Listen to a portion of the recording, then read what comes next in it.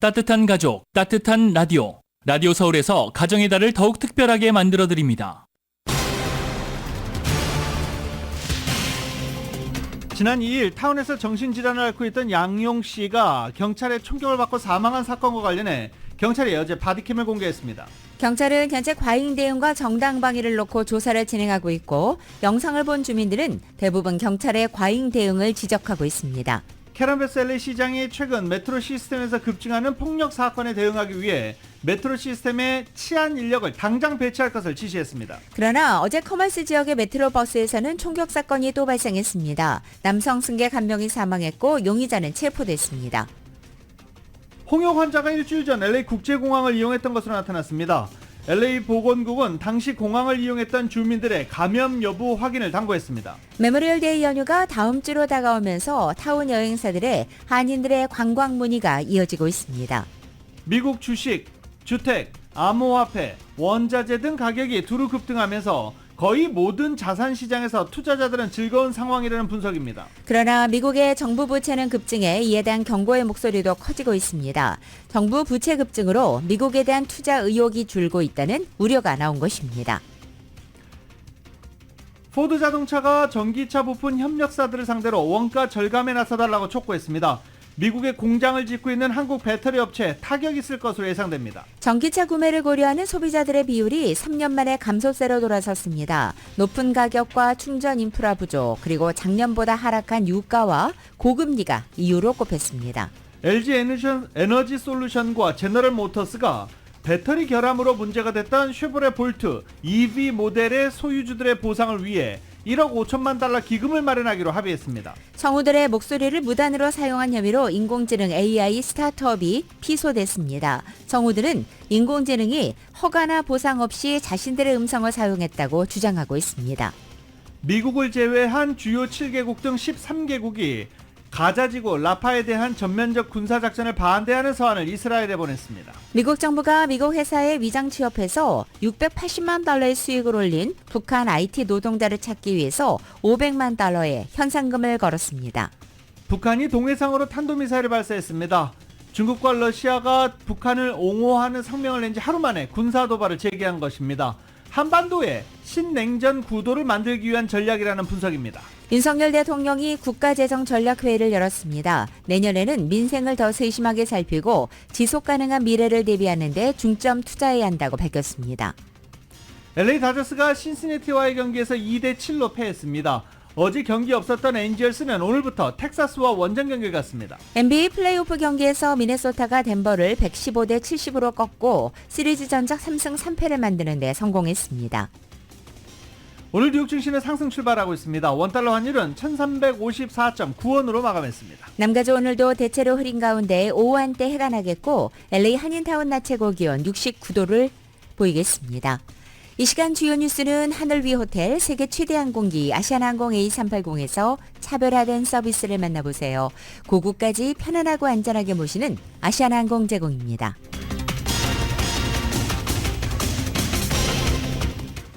여러분 안녕하십니까? 김윤정입니다. 안녕하십니까? 유지승입니다. 2024년 5월 17일 금요일 라디오 서울 모닝 뉴스 2부입니다.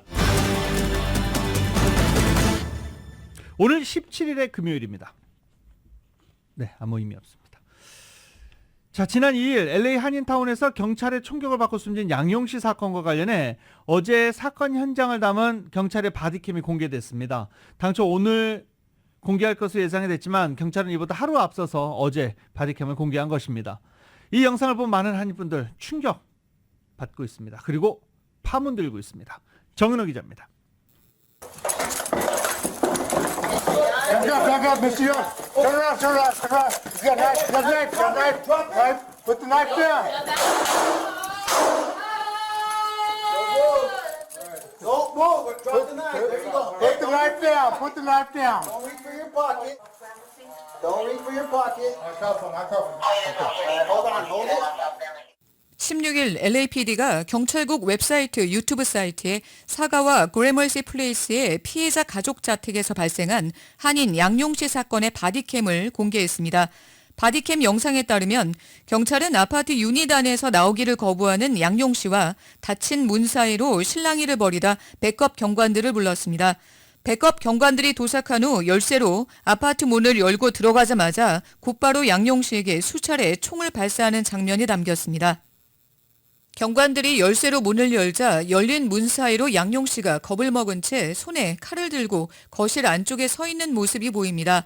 문이 반쯤 열린 상황에서 경관들을 맞닥뜨린 양용 씨가 처음에는 거실 뒤쪽으로 겁먹은 모습으로 뒷걸음치다 경관들 쪽으로 한두 발짝 다가왔고 이때 바로 경찰이 양 씨에게 여러 차례 총격을 가했습니다. 총격을 받을 당시 양 씨와 경관들과는 상당한 거리가 떨어져 있었음에도 경관들은 양 씨가 경관들 쪽으로 걸음을 떼기가 무섭게 총격을 가했습니다. 바디캠에서는 양 씨가 복부에 한 발, 가슴에 두 발을 맞았다는 경관들의 대화가 담겼습니다. 양 씨는 총격을 받고 쓰러지면서 신음을 터뜨렸고 이후 경관 여러 명이 양 씨가 쓰러져 있던 거실로 들어가 총격을 받고 쓰러져 있던 양 씨에게 수갑을 채우는 모습 등이 담겨 있습니다. 경관들은 양 씨에게 수갑을 채운 후 의식이 있는지를 확인하면서 양 씨를 이리저리 흔들어 봤지만 이미 양 씨는 미동도 보이지 않는 상태였습니다. Chest, stomach. Two chest, one stomach. See, is there extra one in the back? Hey, John, can you hear me? Hey, can you hear me, bud? Hey. Can you hear me? Can you hear me? Young. Hey, ambulance is coming. Young. Hey. Okay. 경찰은 바디캠 영상 뒷부분에서 소방국이 출동해 양 씨에게 응급조치를 시도했지만 양 씨가 현장에서 이미 숨진 것으로 판정됐다고 밝혔습니다. 한편 영상 끝부분에 경찰은 양 씨가 들고 있던 칼 그리고 자택에서 약물을 증거로 압류했다고 밝혔습니다. 경관들이 아파트 문을 열었을 당시 양 씨가 손에 칼을 들었다고는 해도 거실 안쪽 깊숙이에서 겁먹은 표정으로 서 있었던 점 그리고 경관들에게 위협이 되지 않은 상황이었음에도 경관들이 다짜고짜 양 씨에게 총격을 가한 점은 양 씨가 억울하게 총격 피해자가 됐다는 점을 보여주고 있어 바디캠을 보는 이들의 공분을 자아내고 있습니다. 라디오 서울뉴스 정현호입니다. 캐런 베스 LA 시장이 어제 최근 메트로 시스템에서 급증하는 폭력 사건에 대응하기 위해 메트로 시스템에 치안 인력을 증원 배치하도록 명령했습니다. 이은 기자가 전해드립니다. 하루가 멀다 하고 이어지는 메트로 시스템이 칼부림 등 끔찍한 폭력 사건으로 얼룩지면서 대중교통 이용에 대한 불안감이 극에 달하자 캐런 베스 LA 시장이 16일 메트로 본부에서 긴급 기자회견을 열고 메트로 안전 방안을 선보였습니다. 베스 시장은 메트로 시스템에 즉각 치안 인력을 증원 배치하도록 지난 15일 명령을 내렸다고 밝혔습니다. 또 다음 주에 열리는 메트로 이사회에서 메트로 시스템에 파견되는 일일 안전요원을 증원 배치하도록 하는 방안도 검토할 것이라고 밝혔습니다. 시장은 증원 배치되는 치안 인력은 메트로 열차나 버스 안, 그리고 지하철역 안에도 주둔하도록 할 계획이라고 밝혔습니다. 안전요원은 무장한 경관들은 물론 메트로 시큐리티 가드와 민간인으로 구성된 앰버서더, 컨스트럭션 시큐리티 가드 등이 모두 포함됩니다. 캐런 베스 LA 시장은 이날 공개된 메트로 보안책은 하루빨리 시행돼야 된다는 입장을 보이며 가장 중요한 것은 빠른 실행이라고 강조했습니다. The spike in violent crime on Metro that we have recently seen against operators and riders has been absolutely unacceptable, and I know that all of my colleagues here today would agree. 모든 지하철과 버스에 치안 인력이 배치되는 것이냐는 기자단의 질문에는 그렇지는 않다고 밝혔습니다. 또 메트로 시스템의 안전을 위해 메트로 시스템 치안을 담당하는 메트로 시큐리티와 LA 경찰국, LA 카운티 셰리프국, 롱비치 경찰국을 총괄하는 통합적인 지휘 체계를 구축하는 방안도 추진할 계획이라고 밝혔습니다. 근래 들어 일부 지하철역에는 와이파이를 비롯해 셀폰 서비스가 원활하게 이루어지지 않아 범죄 피해를 입었음에도 제대로 신고를 하지 못하는 경우가 상당히 많았다며 앞으로 메트로 지하철역 안에서도 셀폰 서비스가 원활하게 이루어지도록 해서 위급한 상황에서 모든 탑승자들이 치안당국에 즉각 연락할 수 있도록 하겠다고 밝혔습니다. 이날 기자회견에서 베스 시장과 함께 참석한 메트로 관계자들은 셀폰 서비스를 강화해 주민들의 피해 신고 접수가 원활하게 이루어지게 할 것이라고 강조했습니다. And we must take every measure to protect them against acts of violence. And I believe the solution requires a two-track approach. First, immediately increasing the number of safety personnel. 베스 시장은 기자회견 후 기자단의 질문에 답하는 시간을 가졌는데 이날은 라디오 서울 취재기자가 무임승차하는 홈리스를 제한하는 방안에 관해서 질문하자 캐런 베스 시장은 그것은 현재의 메트로 폭력 사태와는 다른 문제라고 선을 그어 일반인들의 시각과는 온도차를 보였습니다. 베스 시장은 지하철역 안에서 발생하는 사건을 대응하는 것이 최우선이라고 강조했습니다. I do want to reemphasize that the spike that we are addressing is in violent crime. So yes, that will be paid attention to, but we're trying to address an immediate problem right now of violence. 하지만 메트로에 무임승차하는 홈리스 정신 이상자, 마약 중독자들에 의해 각종 사건 사고가 많이 발생하는 것이 현실이라 한인 커뮤니티 입장에서는 시당국이 문제의 본질에 대한 이해도가 부족한 것이 아니냐는 지적입니다. 베스 시장의 이번 조처는 최근 메트로 지하철에서 홈리스 남성이 휘두른 칼에 맞아 유시된 이민자 여성이 살해당하고 칼부림으로 지하철과 버스 운전자들이 잇따라 병원으로 실려가게 되면서 메트로 시스템에 대한 이용자들의 불안감이 증폭된 가운데 나왔습니다. 라디오 서울 뉴스 이은입니다. 이 기자회견이 있은 후에 수시간 만에 어제 커머스 지역에서 메트로 버스에서 승객이 총격으로 사망하는 사건이 또 발생했습니다. 승객 2명 가운데 1명이 총으로 사살한 것입니다. 이번 총격 사건은 LA 카운티 교통국 이사회가 방금 들으신 대로 기자회견을 열고 메트로버스와 기차 노선에서 발생하는 강력범죄에 대해 논의하고 시스템 전반에 걸쳐 법 집행을 강화하겠다라는 계획을 발표한 지 불과 몇 시간 만에 발생한 사건입니다. 메트로 이사회는 어제 기자회견에서 메트로 강력범죄 사건은 15일부터 폭증했다는 단순한 시각을 노출해 주민들과 또 시각차를 보이기도 했습니다.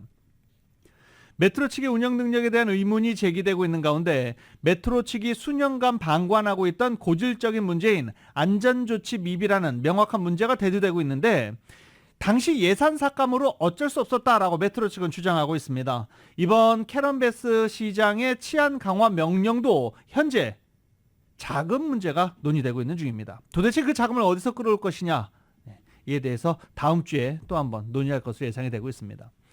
저희 라디오 서울 보도국은 수차례 보도를 통해서 메트로 위험을 경고하고 보도해드린 바 있습니다.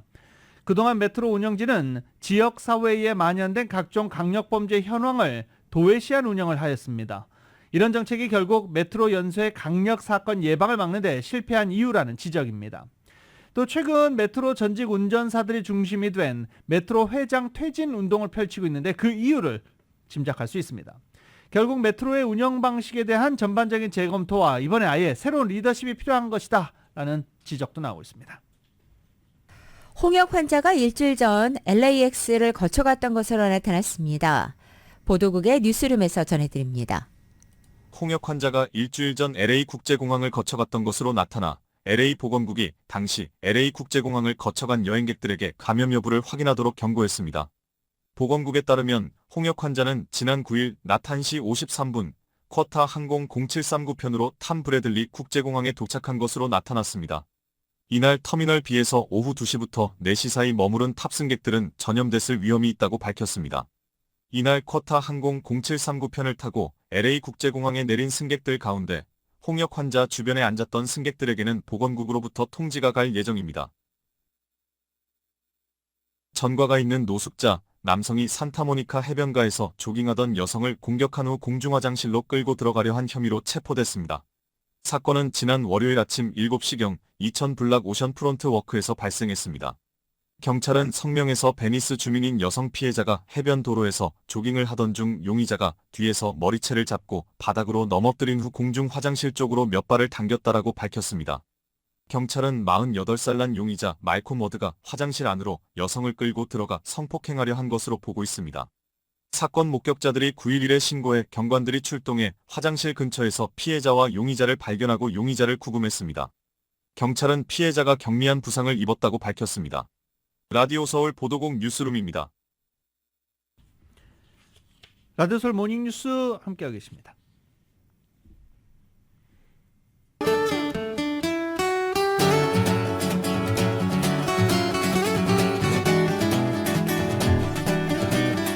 5월 17일 금요일 남가주의 날씨입니다. 오늘도 남가주는 대체로 흐리고 오후 한때 해가 나겠습니다. 토요일인 내일 아침엔 일부적인 이슬비도 내리겠고 일요일에도 대체로 흐린 날씨에 오후 한때 해가 나는 패턴 반복되겠습니다. 이 같은 날씨는 다음 주 중까지 당분간 계속됩니다. 낮 기온도 다음 주 초반까지는 이렇게 평년 기온을 살짝 밑도는 상태에 계속되겠습니다. 또한 다음 주 월요일, 화요일, 수요일까지는 남가주 대부분 지역에 아침 한때 이슬비 소식도 나와 있습니다. LA 한인타운의 오늘 낮 최고 기온 69도, 밤 최저 기온은 59도, 오렌지 카운티 지역은 70도, 58도, 밸리와 일란드 암파이어 지역 73도, 56도, 해안 지역은 64도, 57도 예상됩니다. 한국은 오늘 전국이 대체로 맑은 날씨에 서울의 오늘 아침 최저 기온이 55도로 출발하고 낮 최고 기온은 77도 예상됩니다. 자, 이제 다음 주면 메모리얼 연휴가 시작됩니다. 타운 여행사들도 연휴 관광 문의가 몰리고 있다고 합니다. 이은 기자가 취재했습니다. 올 메모리얼데이 연휴는 예년과 달리 연휴 목적지가 다양화되는 추세가 두드러지고 있습니다. 강달러와 경제 상황 등 다양한 요인들이 원인으로 한인들의 연휴 관광 패턴에도 영향을 주게 되었다고 합니다.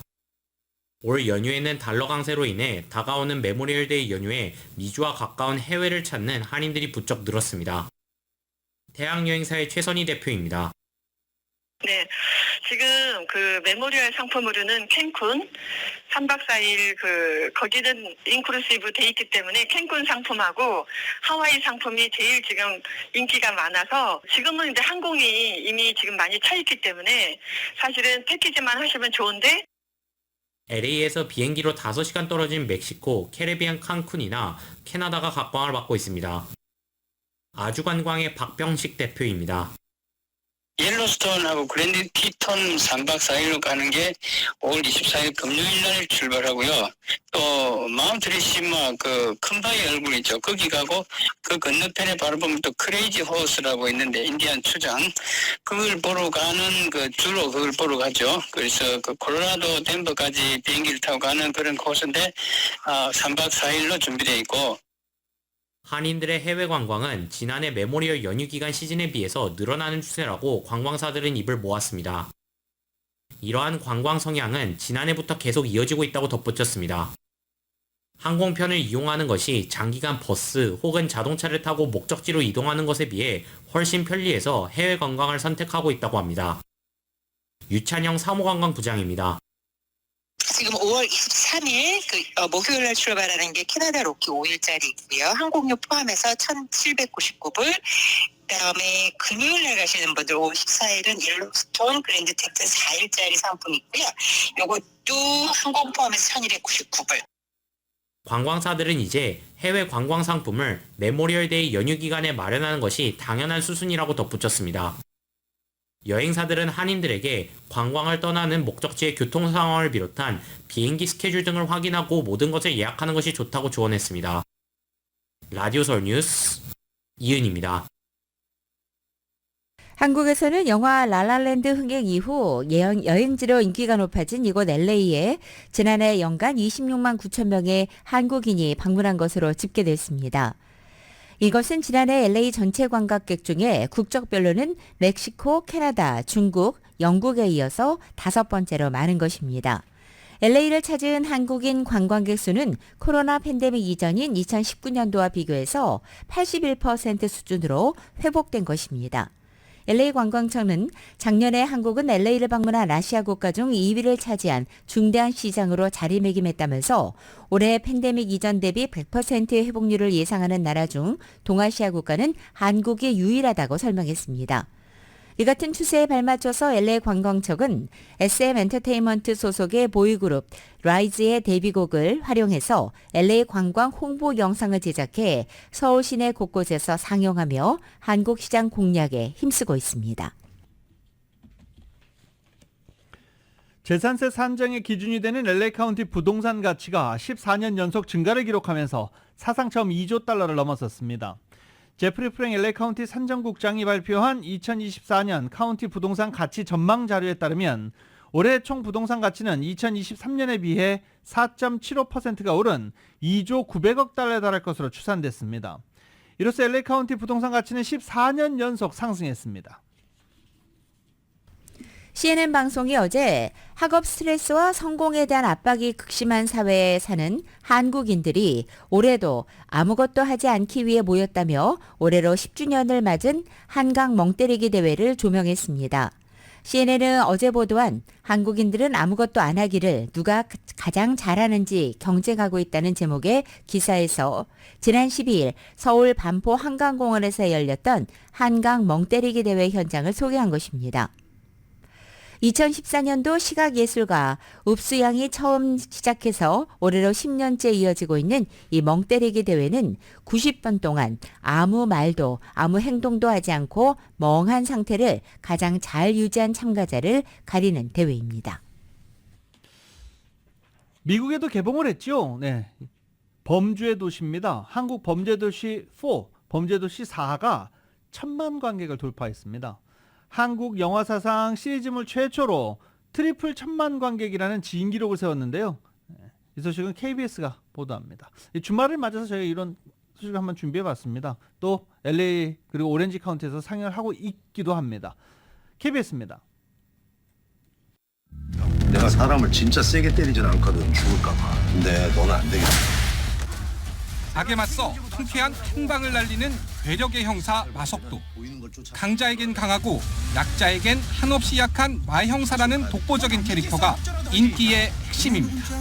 배우분들 캐스팅도 화려하고 액션씬도 화려하고 전에 시리즈들도 흥행했다 보니까 영화 범죄도시 4가 개봉 22일 만에 1000만 관객을 돌파했습니다.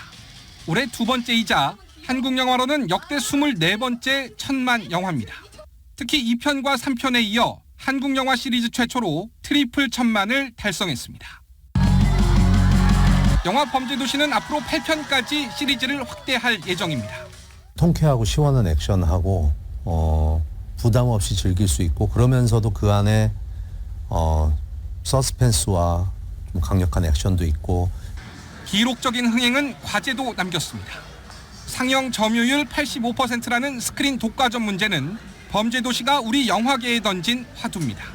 우리가 예전에 한국 영화 스크린 쿼터가 있었던 것처럼 다양성 영화에 대한 스크린 쿼터에 대한 논의가 이제부터는 조금 있어야 되지 않을까라는 생각이 들고요. 여기에 반복되는 구성과 줄거리에 어떻게 변화를 줄 것인가도 앞으로 풀어야 할 숙제로 남아 있습니다. KBS 뉴스 임재성입니다. 이곳 미국에서 2년 가까이 시행이 중단된 북한 인권법을 되살리기 위한 재승인 법안이 연방하원의 소관 상임위원회 문턱을 넘어섰습니다. 연방하원 외교위원회는 어제 그동안 계류돼 온 북한 인권법 재승인 법안을 가결 처리한 것입니다. 법안은 한국전쟁으로 이산가족이 된 한국계 미국인의 상봉을 위한 노력과 북한 인권 특사 임명, 그리고 북한 내 정보 자유를 위한 방송체제 지원, 북한 주민에 대한 인도적 지원 등의 내용을 골자로 하고 있습니다. 미국은 앞서 지난 2004년 처음으로 한시법인 북한 인권법을 제정한 뒤에 2008년과 2012년, 2018년 모두 3차례에 걸쳐서 연장안을 처리한 바 있습니다. 해당 법은 지난 2022년 8월 31일 기해서 종료됐고 재승인 법안이 의회에 제출됐지만 2022년은 물론이고 지난해에도 의사 일정 등으로 법안 심리가 밀리면서 법 제정 20주년을 맞은 올해까지도 입법 공백이 이어지고 있는 상황입니다. 미국 정부가 미국 회사에 위장 취업해 680만 달러 수익을 올린 북한 IT 노동자를 찾기 위해 무려 500만 달러의 현상금을 걸었습니다. 이들에게 불법 취득한 미국 내 아이디를 제공해 해킹 사업을 방조한 혐의 등으로 4명을 또 기소하기도 했습니다. YTN입니다. 북한 IT 노동자 관련 정보에 최대 500만 달러의 현상금을 드립니다. 미 국무부는 테러 정보 신고 보상 프로그램 정의에 대한 보상을 통해 미국에 위장 취업한 북한 IT 노동자들에 대한 정보를 찾고 있다고 밝혔습니다. 대상은 한지호, 진천지, 슈아오란 등 3명의 북한 IT 노동자와 관리자 등 4명입니다. 북한 IT 노동자들은 2020년 10월부터 지난해 10월까지 300곳이 넘는 미국 기업에 위장 취업해 원격 소프트웨어나 앱 개발자로 일하면서 최소 680만 달러, 우리 돈으로 90억 원 넘게 벌었습니다. 미국 정부는 이들이 북한 군수공업부와 관련된 인물들로 두 곳의 미국 정부기관에도 최소 3차례에 걸쳐 취업하려 했지만 실패했다고 밝혔습니다. 이 과정에서 미국인 60여 명의 신분을 도용한 것으로 조사됐는데 미국 법무부는 북한 IT 노동자들에게 불법 취득한 미국 내 아이디를 제공한 조력자 4명을 기소했습니다. 이들은 미국 기업의 원격 근무자로 공식 취업한 뒤 90대 이상의 컴퓨터를 활용해 북한 노동자들이 마치 미국에 있는 것처럼 위장 취업한 회사에 원격 접속하는 것을 도운 것으로 드러났습니다. 또 북한 노동자들이 받은 돈을 세탁한 혐의 등도 받고 있습니다. 미국 정부는 또 북한과 러시아의 무기 거래에 관여한 러시아인 2명과 러시아 기업 3곳에 대한 제재도 발표했습니다. 미국은 러시아가 북한에 대한 유엔 안보리 결의를 직접 위반해가며 북한산 탄도미사일 40기 이상을 수입해 이미 우크라이나전에 사용했다고 지적했습니다.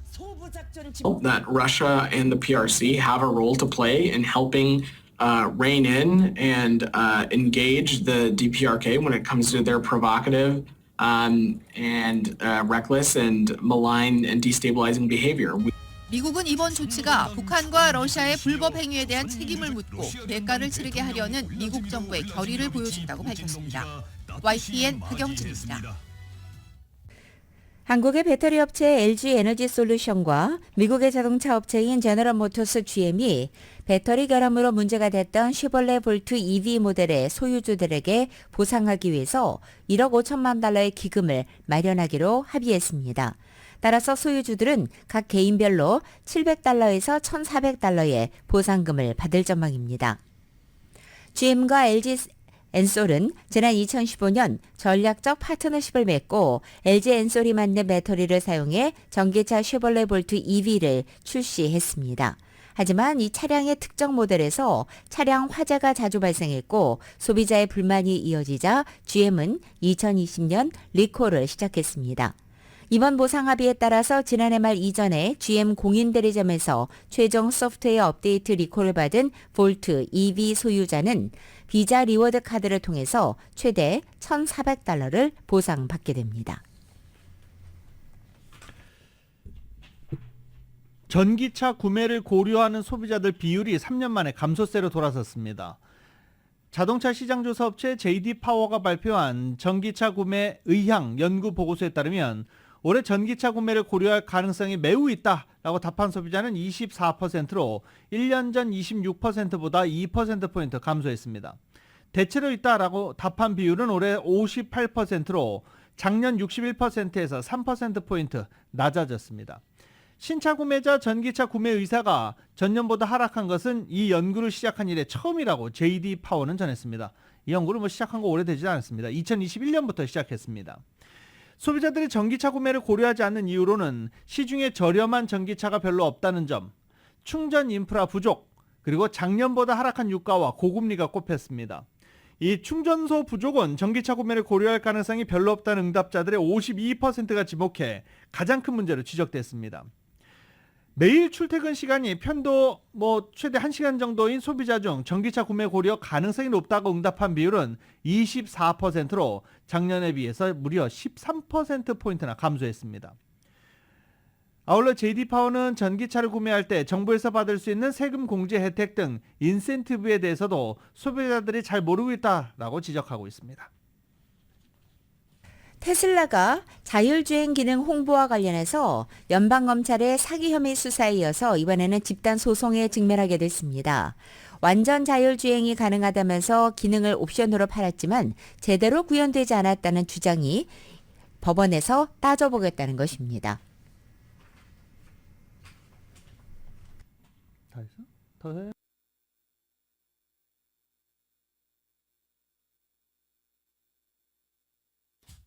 (2016년) 테슬라가 올린 자율주행 홍보 영상입니다. 운전자는 아무것도 하지 않았다는 문구와 함께 영상은 시작합니다. 카메라로 상황을 인식하며 교통 신호와 흐름에 따라 자연스럽게 움직입니다. 당시 테슬라는 완전한 자율주행 하드웨어를 갖추고 있다거나 이듬해인 2017년 말까지 한 번의 터치도 없이 차가 스스로 전국을 횡단할 수 있을 것이라고 홍보했습니다. 그리고 2017년부터 이 기능을 판매했습니다. 이에 소비자들이 문제를 제기했습니다. 2017년뿐 아니라 몇 년 뒤인 2022년까지도 완전한 자율주행에 근접한 것을 생산하지 못하고 있다는 겁니다. 그러면서 2016년부터 관련 기능이 달린 테슬라를 사거나 빌린 사람들에게 손해배상하라며 집단 소송을 냈습니다.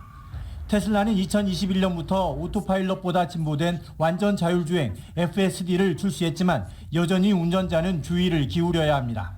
This is going to be it will be an improvement in safety. How much it improves safety, we don't know, but it's not going to be the improvement you would hope. 이에 대해 미 캘리포니아 연방법원은 사실관계 조사 절차를 진행하라고 결정했습니다. 테슬라의 홍보가 자사의 의지를 표명한 것으로 해석해야 할지 소비자의 주장처럼 허위로 봐야 할지 따져보겠다는 취지입니다. 테슬라의 자율주행 기능은 미국 고속도로 안전보험협회로부터 불량하다는 평가를 받은 가운데 연방검찰로부터는 허위 홍보 혐의로도 조사를 받고 있습니다. 뉴욕에서 KBS 뉴스 박일중입니다. 아르헨티나 한 기업이 세계 처음으로 유전자 변형 밀의 보급 및 생산 확대를 위해 종자 판매를 시작했습니다. 스페인 소재 비영리 단체 그레인과 로이터 통신 등에 따르면 아르헨티나 업체 비오세레스는 자회사 비오세레스 크롭 솔루션스를 통해서 유전자 변형 밀 종자 판매를 개시했다고 밝혔습니다. 아르헨티나 농산물 회사와 계약해 종자를 배포한다 라고 밝힌 CEO는 소수 농가에서 수년간 시험 재배를 거친 후 이뤄진 절차다라고 말했습니다. 현재 아르헨티나를 비롯해 남미 이웃나라인 브라질과 파라과이가 국내 경작을 현재 허용하고 있는 상황입니다. 일각에서는 밀이 빵과 파스타 등 서구식 식당 구성의 필수 재료인 만큼 다른 곡물과 달리 더 엄격한 기준에 따라 경작이나 가공을 해야 한다라고 목소리를 높이고 있습니다. 지난해 미국에서 유행한 매운 과자 먹기 챌린지에 참여한 뒤 사망한 10대 소년의 부검 결과가 사인이 심폐정지로 밝혀졌습니다. 매사추세츠주 검시소는 어제 공개한 부검 보고서에서 지난해 9월 1일 사망한 해리스 월로바 14살 소년이 심비대증, 좌전하행 관상동맥에 심근교를 가진 사람이 고농도의 캡사이신을 함유한 음식을 최근에 섭취한 환경에서 발생한 심폐정지로 사망했다라고 발표한 것입니다. 심비대증은 여러 원인에 따라서 심장이 비정상적으로 커진 상태를 말하고 심근교는 관상동맥의 일부가 심장 바깥쪽이 아닌 심장 근육 안쪽으로 파고 들어가고 있는 선천성 질환을 말합니다. 심근교가 있는 상태에서는 근육이 혈관을 눌러서 드물게 협짐증으로 이어질 위험이 있는 것으로 알려졌습니다. 브라질의 암소가 있습니다. 한 7억 달러 정도 예상이 되는 암소인데요. 이 암소의 유전자를 물려받은 송아지가 경매에 붙여집니다. 브라질 이야기인데 갑자기 소를 왜 브라질 남부 홍수 피해자들을 돕기 위해 기금 마련을 위해서인데요. KBS가 보도합니다. 온몸이 흰색 털로 덮여있고 어깨에는 커다란 혹이 나 있습니다. 지난 3월 세계에서 가장 비싼 소로 기네스북에 등재된 브라질의 비아티나입니다. 몸값만 56억 원에 달합니다.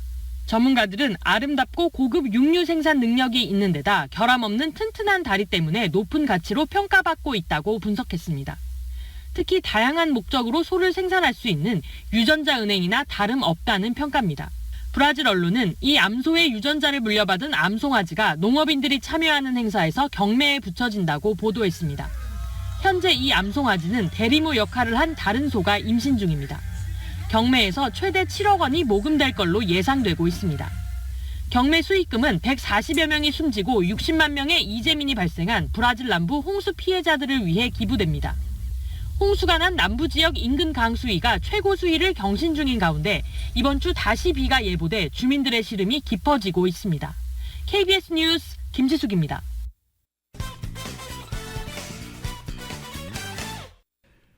지난달 소비자 물가지수 상승세 둔화로 미국 경제를 둘러싼 우려가 일부 줄었지만 고금리 장기화 속에 경기 둔화를 의미하는 지표도 연이어 나오고 있습니다. 상무부는 미국 주택시장에서 큰 비중을 차지하는 단독주택 착공이 4월에 연간 103만 1000건을 기록해 전월 대비 0.4% 줄었다고 밝혔습니다. 게다가 주택건설 심리지수가 하락한 만큼 몇 달 내 착공 건수가 반등할 가능성도 크지 않다라고 분석했습니다. 미국 경제에서 10.4% 정도 비중을 차지하는 제조업 부문 부진에도 자동차 생산 감소 등이 영향을 끼친 것으로도 분석되고 있습니다. 포드 자동차사가 전기차 부품 협력사들을 상대로 원가 절감에 나서달라고 촉구했습니다. 로이터 통신 보도에 따르면 포드의 리즈 도어 최고 공급망 관리 책임자는 최근 협력사들에게 보낸 메모를 통해서 우리의 최고 관심사는 고객이 적당한 가격에 구매할 수 있는 전기차 제품을 제공하는 것이라고 밝혔습니다. 그러면서 이를 확보하기 위해서는 우리의 포트폴리오가 주목할 만한 수준의 비용 효율성 수준을 달성하는 것이 무엇보다 중요하다라고 강조했다는 것입니다. 또한 제조 관리를 효율화하고 자본 지출을 줄여달라고 당부하면서 조만간 이루어질 대면 회의에서 전기 픽업 트럭 F150 라이트닝 등 개별 차량의 추가적인 원가 절감 방안을 제안해달라고도 요청했습니다. 이 같은 주문은 전기차 시장 선두주자 테슬라를 비롯해서 전기차 생산업체들이 판매 부진과 경쟁 격화에 대응해서 차량 가격 인하에 나선 가운데 포드도 역시 이 같은 시장 상황 대응에 나선 것으로 해석됩니다. 포드를 비롯한 미국 내 전기차 업체들은 특히 전기차 수요 확대와 함께 BY 같은 중국 제조사의 저가 공세에 대응하기 위해서 상대적으로 저렴한 가격의 전기차 출시가 중요해진 상황입니다. 바이든 행정부가 인공지능 기술을 도입하는 기업들에서 근로자들을 보호하기 위한 직장 내 지침을 행정명령으로 발표했습니다. 백악관은 바이든 행정부가 AI 위험으로부터 근로자들을 보호하기 위한 중요한 조치를 공개한다며 기업들이 AI를 도입할 때 따라야 할 8가지 기본 원칙을 제시했습니다. AI 시스템의 설계, 개발, 테스트, 교육, 사용 및 감독에 대한 정보를 얻고 진심 어린 의견을 제시할 수 있어야 하며 고용주는 직장에서 사용되는 AI 시스템에 대해 근로자나 구직자에게 투명하게 공개해야 한다라고 명시했습니다. 아울러 AI 시스템에 의해 수집, 사용되거나 또는 생성되는 근로자 데이터는 그 범위를 제한하고 합법적인 사업 목표를 지원하는 용도로만 사용해야 하며 책임감 있게 보호하고 처리하라라고 규정했습니다. 미국에서 성우들의 목소리를 무단으로 사용한 혐의로 인공지능 AI 스타트업이 피소됐습니다. 해당 챗봇은 버클리대 출신들이 2019년도에 설립한 음성 합성 전문 스타트업인 로보의 기술을 이용해 만든 것으로 드러났습니다. 소송을 제기한 성우들은 로보가 텍스트 음성 변환 프로그램을 만들거나 개선할 목적으로 허가나 보상 없이 자신들의 음성을 사용했다고 주장하면서 뉴욕 남부지방법원에 고소했다고 밝혔습니다. 현재 미국의 방송인 노조 측은 이번 소송이 목소리에도 권리가 존재한다는 것을 보여주겠다고 말했습니다. 슬금슬금 가격을 올리다가 손님들이 뚝 떨어지니까 또 슬금슬금 가격을 내립니다. 맥도날드 얘기입니다. YTN입니다. 미국 맥도날드가 다음 달 25일부터 세트 메뉴를 $5에 판매한다고 밝혔습니다. 누적된 가격 인상에 맥도날드를 끄는 소비자들의 마음을 되돌리기 위한 프로모션입니다. 15일 블룸버그 통신에 따르면 맥도날드는 다음 달 25일부터 맥더블이나 맥치킨 샌드위치, 감자튀김, 탄산음료, 맥너겟 4조각이 포함된 세트 메뉴를 $5에 판매합니다. 미국 노동부 통계에 따르면 미국 식료품 가격은 2019년 대비 26% 상승했는데 같은 시기 맥도날드 같은 패스트푸드 가격은 33% 올랐습니다. 시장 조사업체 레빈 유매니지먼트 솔루션의 분석에 따르면 올해 1분기 미국의 패스트푸드 이용객은 전년 대비 3.5% 감소했습니다. 이용객 감소는 기업 실적에도 반영됐습니다. 맥도날드의 1분기 주당 순이익은 $2.7로 시장 예상치인 $2.72보다 낮았습니다. 맥도날드 경영진은 저소득층을 중심으로 지출 억제 분위기가 뚜렷하다며 소비 감소세가 놀라울 지경이라고 전했습니다. 파격적인 세트 메뉴 가격의 맥도날드 본사와 가맹점 사이에 논쟁까지 있었던 것으로 전해졌습니다. 맥도날드는 14일 이번 프로모션을 신속하게 승인해준 가맹 운영자들에게 감사한다는 사내 메시지를 전달하기도 했습니다. 월스트리트 저널에 따르면 맥도날드 레스토랑의 음료 공급업체인 코카콜라는 프로모션과 관련된 비용을 보조하기 위해 $460만 지원할 예정입니다. 맥도날드 소유주인 존 팔마치오는 회사와 운영업체가 고객이 원하는 시간에 저렴한 식사를 제공하기 위해 함께 노력하고 있다고 말했습니다. 조 바이든 대통령이 오는 11월 대선 승리를 위해서 경합주 중에서도 특히 미시건, 펜실베니아, 위스콘신 3개 주에 더 많은 시간과 역량을 쏟아붓고 있다고 워싱턴 포스트가 보도했습니다. 이들 3개 주는 과거의 부흥을 이끈 철강과 자동차 같은 제조업이 쇠락하면서 러스트벨트로 묶인 지역들입니다. 이 지역은 과거 선거에서 늘 민주당을 지지해서 파란 장벽, 즉 블루월로도 불렸고 경기 침체에 실망한 유권자들이 2016년 대선에서는 대거 민주당에 등을 돌린 바 있지만 2020년 대선 때 다시 바이든 대통령이 탈환에 성공하면서 당선된 지역입니다.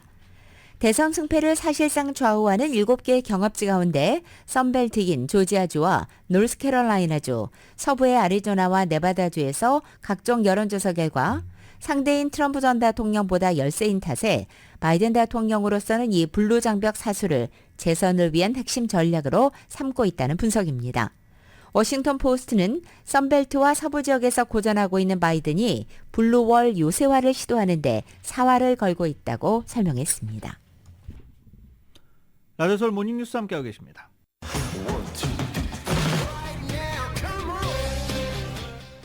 라디오 서울 모닝뉴스 스포츠 소식입니다. 스포츠 소식은 전문가가 추천하는 이민법과 가정법 전문 제인정 종합법률사무소 제공입니다. 어제 NBA 플레이오프 2라운드 6차전 경기가 열렸습니다. 덴버 너게츠와 미네소타 팀볼브스 간의 경기였는데 팽팽하네요. 네. 덴버 너게츠가 미네소타에게 70대 115로 대패했습니다. 물론 뒤쪽 4쿼터에 가서는 일찍 경기를 포기한 감도 없지 않아 있었는데 처음에 앞서 나갔다가 동점을 허용했다가 또 뒤졌다가 다시 시리즈 동률을 만드는 미네소타의 저력도 대단합니다. 어제 미네소타가 115대 70으로 대승을 거두면서 서부조 이 덴버와 미네소타 간의 경기는 시리즈 전적 3승 3패 동률이 됐습니다. 이번 주말 프리미어리그 최종전을 앞둔 손흥민 선수에게 도움이 절실히 필요합니다. 골이 아니라 도움 하나만 추가하게 되면 통산 3번째로 이른바 텐텐클럽에 가입하는데 그 가능성이 충분하기 때문입니다. KBS의 보도입니다.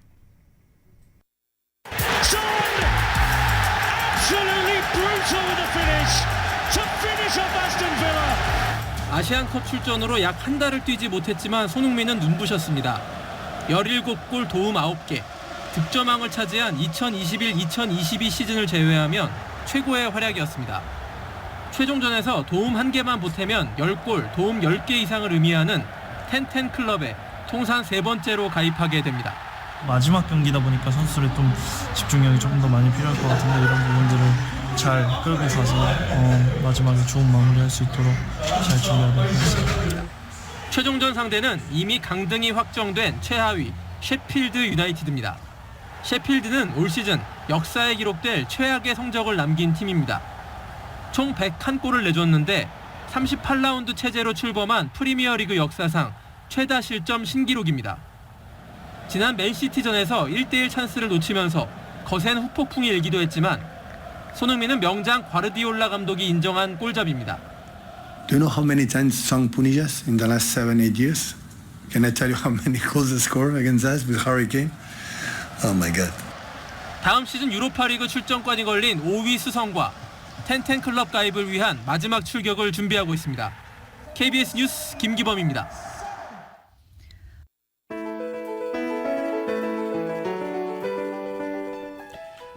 자, 5월은 아태 문화유산의 달입니다. 5월 아태 문화유산의 달.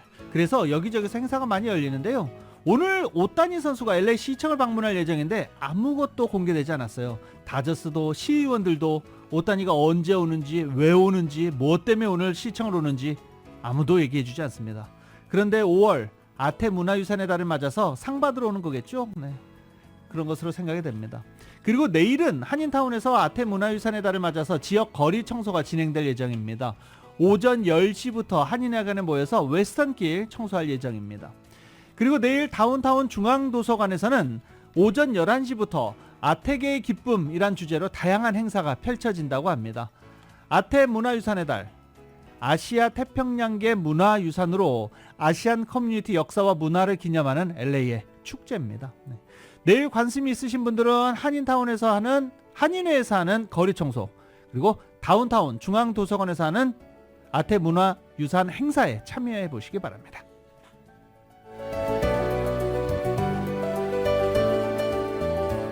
(2024년 5월 17일) 금요일에 전해드린 라디오 서울 모닝뉴스 여기서 마치겠습니다. 지금까지 진행의 유지승, 김윤정이었습니다. 잠시 후 9시에는 강혜신의 오늘의 미국이 방송됩니다. 함께해 주신 여러분 고맙습니다.